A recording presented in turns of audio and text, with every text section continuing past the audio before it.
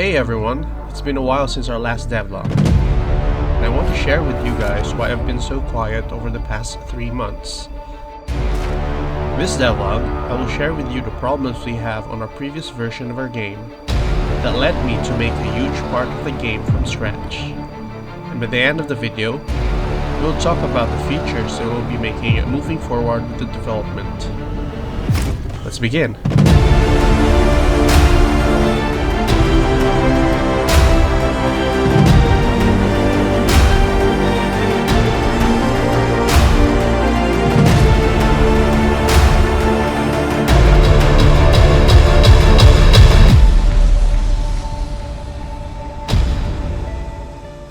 When I first started this project, I didn't expect it to grow this big and complex.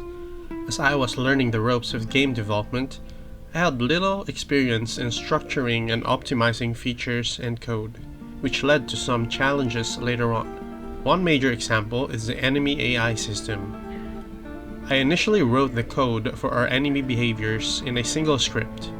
This script contained everything: detection, movement, stats, item drops, dialogue systems, and more. At first, this setup worked until I started expanding the number and types of enemies.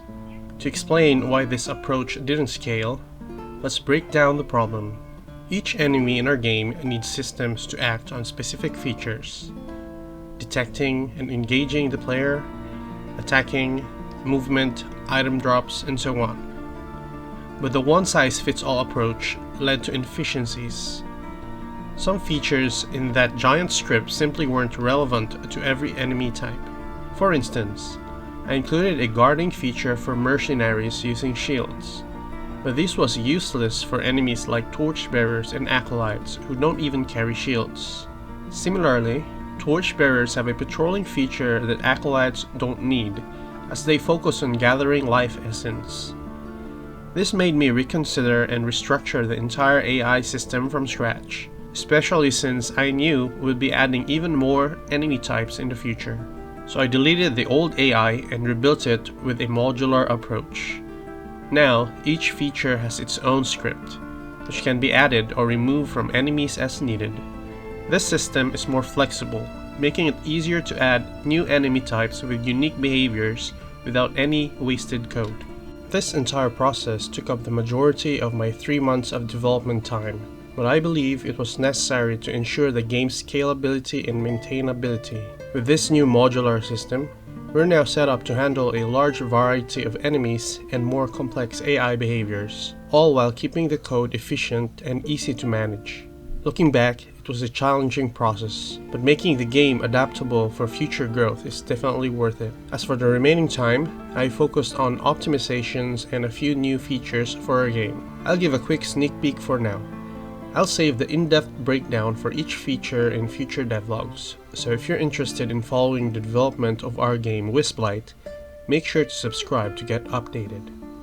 Here's a quick summary of the additional features added. Multi-directional dodging. Previously, our dodge ability can only move in a forward and backward direction. And after several playtests with our community, majority of them suggested to make the dodges multi-directional. This gave the game more flexibility in engaging with enemies. Item quality. I added 5 tiers of quality for each weapon type, and these quality tiers will affect the stats of that weapon. We now have broken, crude, the standard quality, refined, and master crafted. This will give more variety and randomness to the game. Currently, some of our 3D artists are working on the assets for the different types of weapons and their quality. You can check their works in progress in our Discord server. I'll link it in the descriptions. I'll also make a separate devlog explaining more about this topic in detail. Item rack spawners. In relation to items, I also added the first of many item spawners.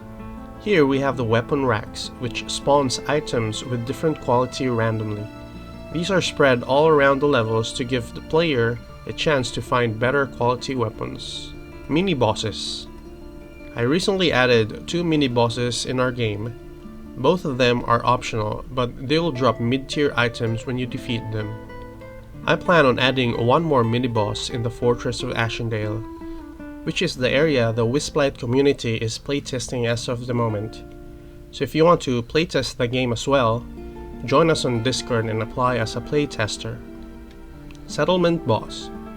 We also added the Fortress of Ashendale's Settlement Boss. Here we have Eldrick, and he has a unique AI behavior, very different from the rest of the enemies. You can already experience fighting him in one of our playtests. I'll do a separate devlog on my thought process in making this settlement boss, and maybe give some lore about him. Enemy territories. So we added enemy territories to keep enemies from chasing you relentlessly everywhere around the levels. This will limit them to a certain radius of that level. Environmental fire damage.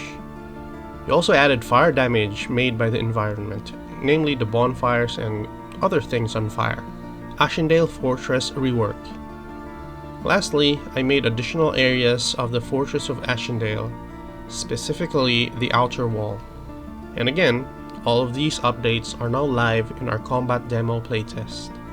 I'd like to extend a huge thank you to our patrons for supporting the development of Wisplight. Your support truly makes a difference and helps bring the game to life. If anyone else would like to support us in creating game assets and funding development, feel free to check out our Patreon page. I'll leave a link below. So yeah, that's about everything for this update. Don't forget to subscribe for future devlogs. Wishlist Wisplight on Steam if you haven't already, and join us on Discord to be part of the community. Till next time.